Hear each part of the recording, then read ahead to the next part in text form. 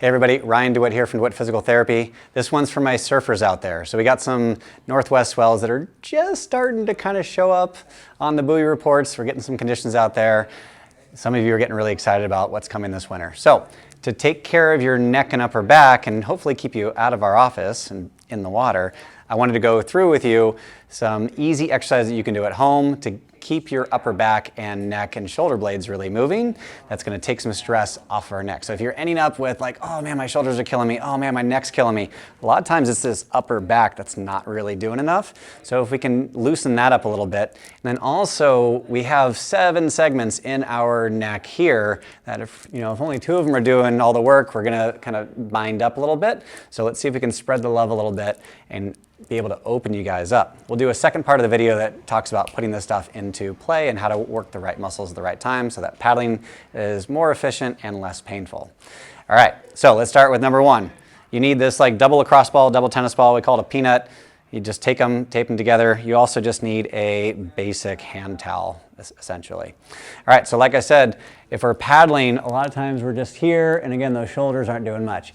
We need those shoulder blades to open up, and we need that upper back to really extend. So let's go through how to do that. We'll take this peanut, we'll lay it down on the ground.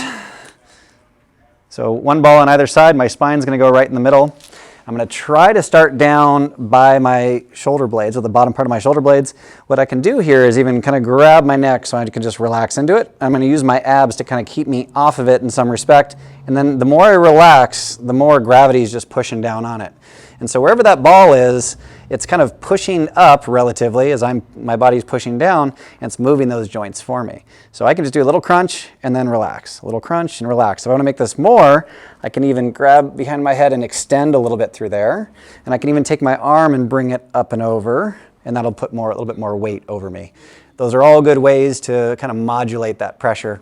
If it's super painful, then obviously take more pressure off. And if it's super painful, don't do it in that section. Or tennis balls are great because they're a little softer. What I'll usually do is then just move myself down, and I'll work through here for maybe like 20, 30 seconds.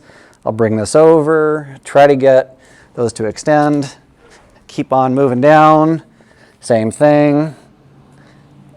And so now if I'm kind of been stuck here, if I just kind of knock on each one of these joint segments, I can get a little bit more extension. Imagine like a rusty, chain, like link of chains. I want to make sure that every single one of those moves so I can take pressure off things. Okay, I can do that all the way from like the bottom of my shoulder blades all the way to this big bump here. This is C7. So just below that's the top of my thoracic spine. That's a great place for that. So again, like I said, we can add some shoulder movement in there as well. Next, for the neck. So let's say now I feel like I can get up a little bit more, but man, I gotta look left, I gotta look right, I need to look straight ahead. So we're gonna take our little trusty hand towel, I'm gonna pull this around the back of my neck. I'm gonna start down nice and low and just have a little bit of pressure here, and I'm gonna try to look up. I'm gonna try to look up and over. I'm gonna try to look up and over. I'm gonna go through this a few times in each direction, and I'm gonna shimmy it up like a ½ an inch, and then I'm gonna do it again. And what I want to see is, can I get all those little segments to start contributing to my overall motion? And I can do that all the way up, okay? So now you have no more excuses for not looking down the line. You can see where you're going, you can paddle looking straight ahead, and again, getting all this upright.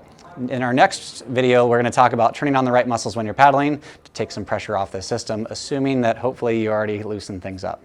So give those a try.